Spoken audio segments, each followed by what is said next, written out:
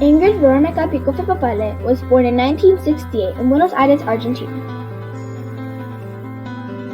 She married Fernando Papale before she immigrated. She immigrated with Fernando, and she said it was one of the best experiences yet. Ingrid was named after a famous actor called Ingrid Bergman. Ingrid immigrated to America looking for different types of opportunities, something she didn't have at home in Argentina. She wanted to go somewhere more global. She wanted more international experiences, not just from Argentina. For Ingrid, it was challenging to leave her home country. She had mixed feelings. She felt sad and scared too, but she was also happy and excited for the new adventure that was waiting for her. Before she herself immigrated, Fernando immigrated to America first. He tried to apply to different jobs in America and was only there for 3 months until he came back to Argentina to Ingrid. Then, Ingrid and Fernando waited to get hired. They sent out a lot of resumes and kept on waiting for someone to hire and sponsor them. Ingrid remembers a lot of papers she had to write and sign. One day, they got a call, almost a year later. That's when Fernando had to pack up almost everything in a month and go back to America. Ingrid whatsoever had to stay back in Argentina to finish university, prepare a wedding, and say all her goodbyes to all her family and friends in Argentina. Fernando came back to Argentina a year later, and they got married. After they got married, they went back to America once and for all. Ingrid and Fernando traveled by plane. The plane ride was long. First, they took a plane ride to Miami and left their baggage there, ready to go to Hawaii. Then, in Hawaii, they went on their honeymoon. After that, they came back to Miami, picked up all their stuff, and finally went to New York. During the first few days in Miami, Ingrid remembers it was so hot. To make matters even worse, she didn't understand anything, and she felt like everything was going so fast. The language was also very confusing. She was overwhelmed. Then, when they came to New York and got into their apartment, she didn't know what to do because at that time, she didn't have a job. 2 weeks later, when she started her job, everything was new, and again, she had the feeling that everything was going so fast.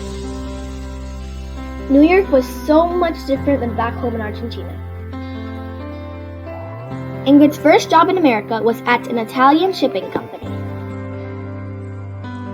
She was in charge of doing all the pages and doing the advertising on the internet for the company. She also worked on helping with all the contracts. They were assigned throughout South America. Even though Ingrid was happy to have a life in America, there were many things she had to leave behind. She had to leave her entire family.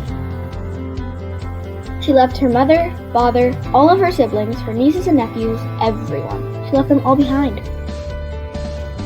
She also had to leave her pet, a Siamese cat called Zeus, named after the god, behind. Her mother had to take care of him. Ingrid wanted to bring him, but unfortunately he got very sick after Ingrid left. She didn't know if it was the shock of her leaving or if he was already sick. Ingrid's mother had to put injections in him for him to survive. When Ingrid arrived in America, one of the hardest things she had to face was trying to understand how the system worked here. She tried to learn the language and the culture, but it was difficult sometimes because she practiced them back home and they had different cultures. It was hard to know what was okay and what was not in the eyes of the other person. It was hard to get accustomed.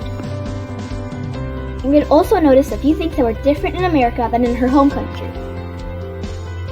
Her home country was very unstable economically, so you couldn't really save money that much. There were also problems with the security, and Argentina wasn't as safe as it is in America.